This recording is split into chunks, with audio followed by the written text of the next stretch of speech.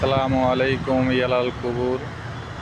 এখানে শুয়ে আছে আমাদের বাংলাদেশি ভাইরা, অনেক বাংলাদেশি ভাইরা, তারপর ইন্ডিয়া, নেপাল, তারপরে মালদ্বীপ। অসংখ্য মানুষ এখানে শুয়ে আছে। তারা আর এখন ব্যস্ত নেই, দুনিয়ার থাকাকালীন সময় সকল ব্যস্ত ছিল। তারা আজকে নিবিড়ে ঘুমাইতেছে।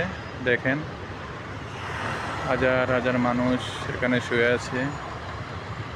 কোনো টেনশন নেই, কোনো ব্যস্ততা নেই, সবাই নিবিড় ঘুমে। আল্লাহ তাআলা ভালো জানে কে কী অবস্থা আছে। আল্লাহ তাআলা সবাইকে জান্নাতবাসী করুক, সবাইকে আল্লাহ মাফ করে দেখ। আমার হাজার হাজার বাংলাদেশি ভাইরা শুয়ে আছে এখানে।